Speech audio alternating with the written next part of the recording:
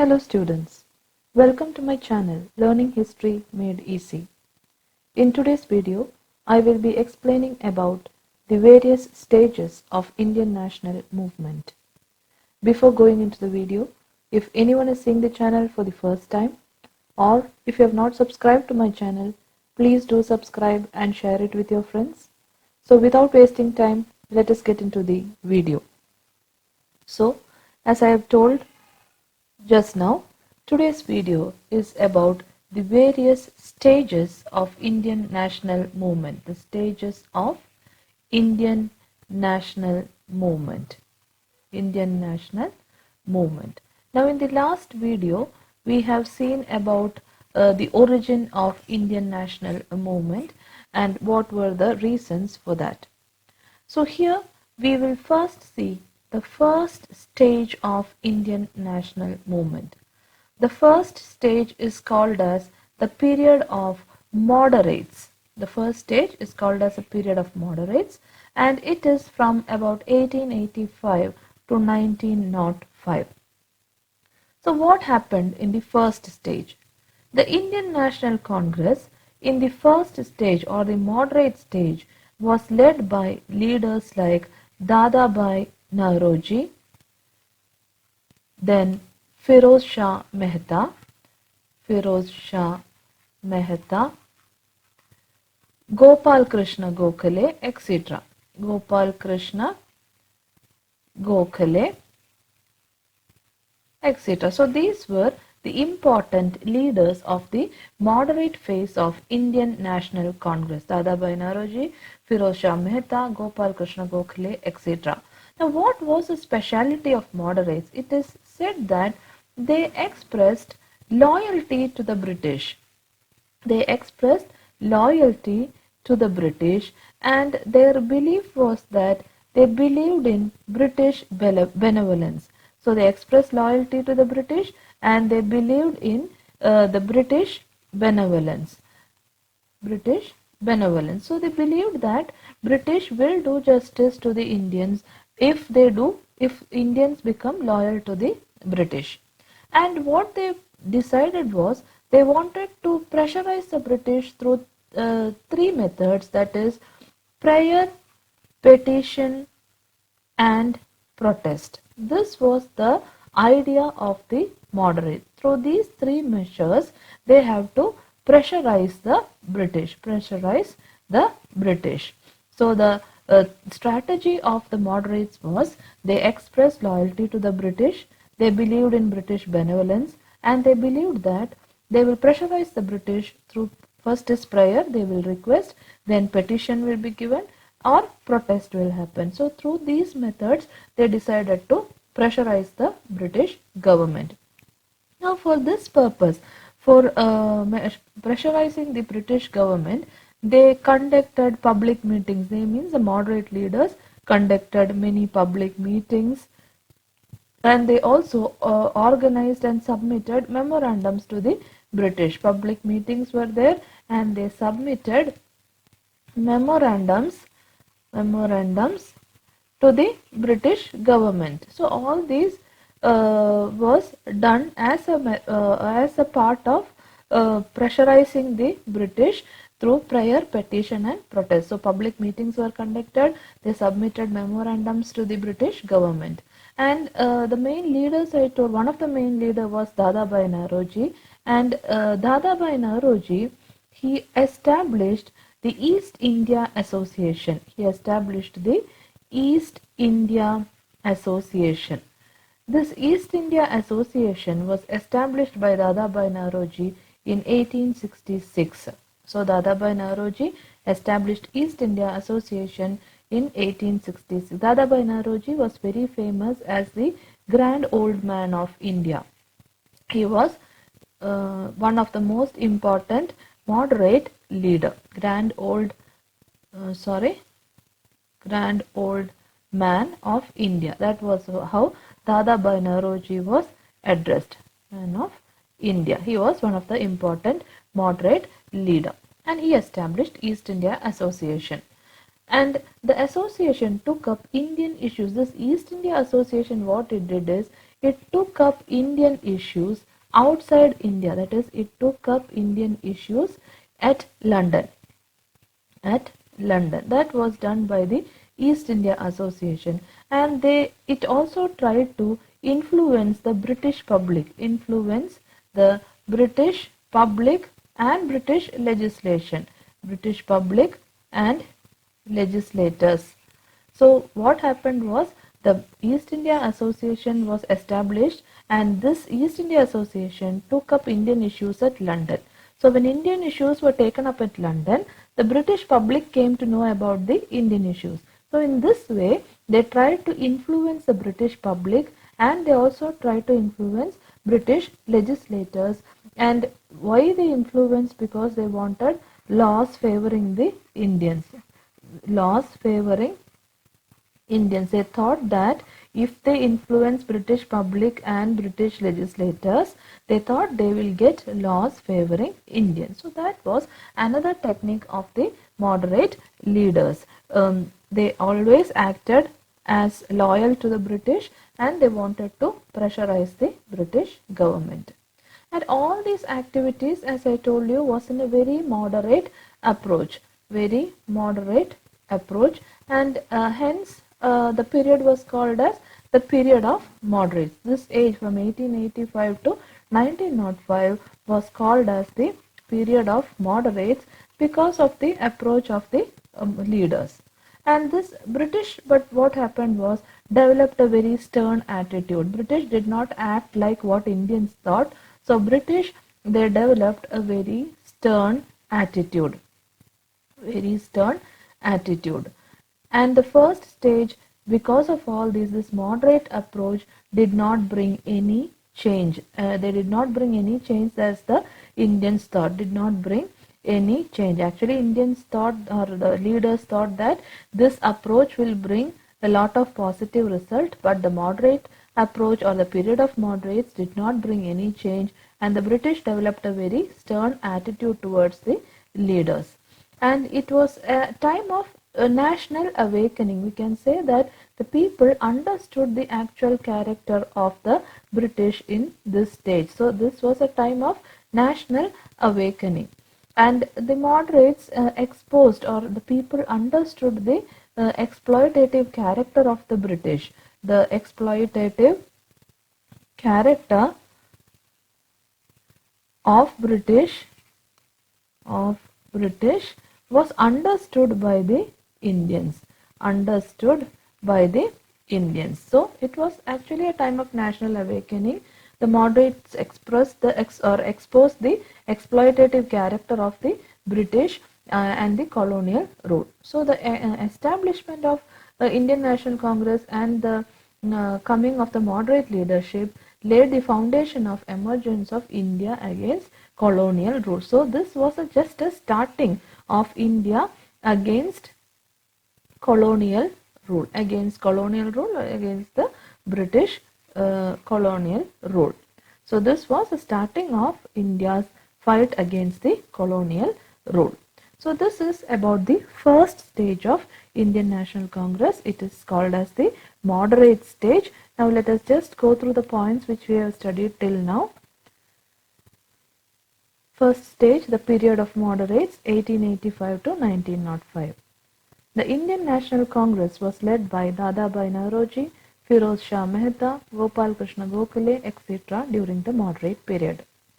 They expressed loyalty to the British and believed in the British benevolence. They intended to pressurize the British government through prayer, petition and protest. Public meetings were organized and they submitted memorandums to the British government. Dadabhai Naoroji established the East India Association in 1866. He was popular as a grand old man of India. The association took up the Indian issues at London and attempted to influence the British public and British legislators to enact policies and laws favoring the Indians. All these activities were on a moderate approach, and hence the period was called as the period of moderates. The British developed a stern attitude towards the moderates. The first stage did not bring any drastic change in the political scenario. It was a time of national awakening with a common cause. The moderates exposed the exploitative character of the colonial rule and policies of the British. The establishment of the Indian National Congress and the ascendancy of the moderate leadership laid the foundation for the emergence of India against the colonial rule of the British. Now next, let us move on to the second stage of Indian National Congress. The second stage is called as the period of extremist. The period of extremist. This started from 1905 to 1920. So the second stage is called as the period of extremist from 1905 to 1920. The extremists, they were radical and military in approach. Radical and military in approach. This was in contrast to the moderate approach. Moderates were very loyal to the British, but the extremists were radical and military in their approach. And hence, because of this, they were called as radical nationalist. Radical nationalist, or they were called as extremist. Because of their approach, they were called as radical nationalist or extremist. They considered British as foreign invaders. So according to them, Britishers were foreign invaders and they have to be driven away from our country. Who has to be driven away? So they considered British as foreign invaders who has to be driven away from our country. The important leaders of the extremist wing of Indian National Congress, there were three important leaders. One is Gangadhar Tilak, Bipin Chandrapal, and the third leader is Lala Lajpt Rai. Lala Lajpt Rai. These were the three leaders of Indian National Congress extremist wing, and they were very famous as Lal-Bal-Pal. Lal-Bal-Pal. So they were very famous as Lal-Bal-Pal, Gangadhar Tilak, Bipin Chandrapal and Lala Lajpt Rai. The trio were called as Lal-Bal-Pal. So the extremists were radical and military in their approach. They were called as radical nationalists or extremists. They considered British as foreign invaders who need to be driven away at any cost. The main leaders were Gangadhar Tilak, Bipin Chandrapal and Lala Lajpt Rai, famous as Lal-Bal-Pal. Now next we are going to see the causes for the rise of extremism. Why did extremism come, or why was moderates not enough and why did extremism come? The first reason why extremism came is the failure of the moderates. See, the moderates, they failed to achieve any result. They did not achieve any result. So that was the first cause for the rise of extremism. The moderates failed to achieve any result through their means of prayer, petition and protest. So this angered the extremists and moderates themselves. So both moderates and extremists were angered by this because they failed in achieving any result, and that was why a new group called as extremists started. So that is the first cause. Now the second cause, the lethargy of the British government. The lethargy of British government in handling the famines. Okay, in handling the famines which happened in two times, that is one famine which happened in 1896-98 time period and another famine which happened in 1899-1901 time period.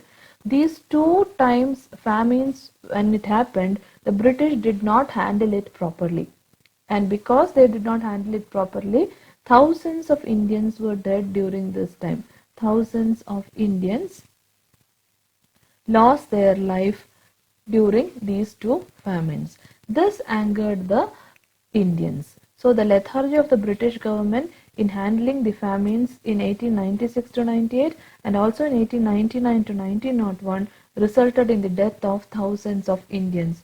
So when this happened, this showed that the British were interested only in their own development. British were interest. This showed the British interest. And what were the British interested in? They were interested in economic exploitation of Indians. Economic exploitation of Indians, and not about welfare of Indians. British were never interested in the welfare of Indians. That is why in these two famines many Indians lost their life. So they were only interested in economic exploitation. So that was understood by the Indian leaders. So the lethargy of the British in handling the two famines resulted in the death of thousands of Indians, and this showed that the British were interested only in the economic exploitation of Indians and not about the welfare of Indians. And this realization made the Indians angry. So the Indians became angry, and this Indians' anger was seen in an incident. That incident was anger was seen in the murder of the plague commissioner. So the plague commissioner was established. The plague commissioner, the plague commissioner's name was Mr. Rand, and this plague commissioner was murdered. So this showed how much angry Indians were. So Indians' anger was shown in the murder of the plague commissioner. His name was Mr. Rand, and Bal Gangadhar Tilak was arrested for the death of Mr. Rand. Bal Gangadhar Tilak was arrested for the death of Mr. Rand. So this was what was happening, and this was what led to the rise of extremism. It was a British policies. Now the third reason was Viceroy Lord Curzon. The Viceroy during that time, Viceroy Lord Curzon, he introduced many reactionary measures. Many reactionary measures were introduced by Viceroy Lord Curzon. So which were those reactionary measures issued by Lord Curzon? He introduced the Calcutta Corporation Act. Calcutta Corporation Act. This act was introduced by him in 1899. Then Official Series Act. Official Series Act was introduced in 1904, and Indian Universities Act. Indian Universities Act was introduced in 1904 itself. So all these acts were introduced by Viceroy Lord Curzon, and all these actions curbed the Indians and increased the dominance of the British. What was the problem with all these acts? All these acts, it curbed the Indians, and what it did instead, increased the British dominance. It was all which was giving extra power to the British. It gave extra power to the British, increased the British dominance. So this is why the Indians were angry. So Viceroy Lord Curzon introduced many reactionary measures like Calcutta Corporation Act, Official Series Act, and Indian Universities Act. So all these acts, what they did was they curbed the Indians and they increased the British dominance. So the British were getting more and more power through all these acts. And again, Lord Curzon also did one more thing which angered the Indians much more. Lord Curzon, he partitioned Bengal. Partitioned Bengal. So the next problem which started was the partition of Bengal by Lord Curzon. And how he partitioned? He partitioned Bengal into East Bengal and West Bengal. This partition happened on 16th October 1905, and he partitioned Bengal into East Bengal and West Bengal. In East Bengal was predominantly having Muslim population, maximum or predominantly there was Muslim population, and in West Bengal majority was Hindus. So he partitioned Bengal on 16th October 1905 into East Bengal and West Bengal. East Bengal majority was Muslims and West Bengal were a Hindu majority. And the intention was, easily we can see the intention, it was to divide and rule Hindus and Muslims. That was the main aim of the British. And this realization created widespread anger among the Indians, because they understood that British wanted to divide and rule Indians. That was another reason for the rise of extremism. Now the fourth reason is the efforts of many leaders, efforts of Indian leaders, the leaders like Swami Vivekananda, Swami Dayananda Saraswati, Swami Dayananda Saraswati, Gangadhar Tilak, etc. All these leaders started to instill confidence and self-respect among Indians. They wanted to fill the Indians with confidence and self-respect. So this was what was done by the leaders. They made a lot of effort to fill the Indians with confidence and self-respect. In this, especially Bal Gangadhar Tilak, he started public celebration of festivals. Celebration of festivals always created unity. So he started public celebration of Ganesha festival.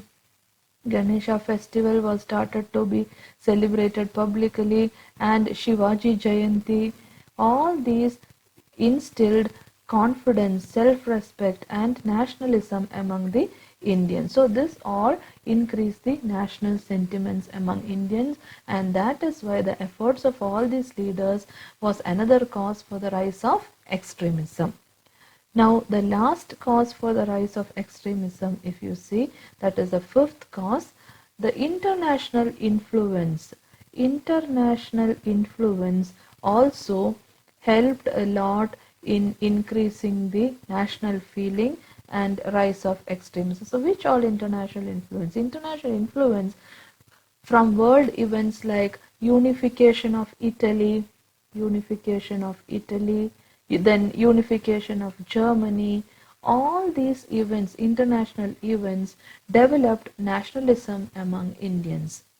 And again, the defeat of Russia, the defeat of the mighty power of Russia by Japan. Japan was a tiny power that time, by Japan in 1905. And also the nationalist movement in many other countries. All these influenced the Indian thought. All these influenced Indian thought. That is, Indians started to feel that if these countries like Italy, Germany, etc. can have successful independence and unification, if Japan can defeat Russia, then why can't we force the British to go out of our country? So that influence was there on Indian thought, and nationalists began to think that they too can unite and drive away the British. That was the idea. They understood that they can unite and drive away the British. So these were the main causes which led to the rise of extremism. The international influence from events like unification of Italy and Germany, defeat of Russia by Japan, all these influenced Indian thought, and the Indians decided to unite and drive away the British. So these were the reasons for the rise of extremism. So let us just go through the points once more. Second stage is a period of extremists, 1905 to 1920. The extremists were radical and military in their approach, in contrast to the moderates. Hence they were called as radical nationalist or extremist. They considered the British as foreign invaders who were to be driven away by any means possible. The important leaders of the extremists were Bal Gangadhar Tilak, Bipin Chandra Pal, Lala Lajpt Rai. They were popular as Lal-Bal-Pal. Important causes for the rise of extremism. The moderates failed to achieve any results through their methods of prayer, petition and protest. This angered the extremists and moderates themselves. The lethargy of the British government in handling the famines of 1896 to 98 and 1899 to 1901 resulted in the death of thousands of Indians. This showed that the British were interested only in the economic exploitation of India and not about the welfare of Indians. The anger of the Indians became evident with the murder of the Plague Commissioner Mr. Rand. Bal Gangadhar Tilak was arrested for the death of Mr. Rand. Viceroy Lord Curzon introduced many reactionary measures like Calcutta Corporation Act 1899, Official Series Act 1904, Indian Universities Act 1904. These actions curbed the Indians and increased the dominance of the British. Curzon partitioned Bengal on 16 October 1905 into East Bengal and West Bengal. East Bengal was predominantly having Muslim population and West Bengal had a majority of Hindus. The intention of the British was to create Hindu-Muslim divide. The efforts of leaders like Swami Vivekananda, Swami Dayanand Saraswati, Bal Gangadhar Tilak, etc. instilled confidence and self-respect among Indians. Bal Gangadhar Tilak started the public celebration of Ganesha festival and Shivaji jayanti, which encouraged the nationalist sentiment. International influence from the world events like successful independence and unification movement of Italy and Germany also helped in the development of nationalism. The defeat of mighty Russia by a tiny Japan in 1905 and nationalist movement in other countries influenced the Indian thought. The nationalists began to think that they too can unite and drive away the British. So all these were the points regarding the causes for the rise of extremism. Now the important events during the extremist stage I will be explaining in the coming video. So I hope you have understood all these points very clearly. If you have any doubts, you can ask in the comment section. Please don't forget to like, share and subscribe to my channel. Your likes and comments will be of a great encouragement for me to make more and more videos. So I hope to see you all soon in the next video. Thank you for watching.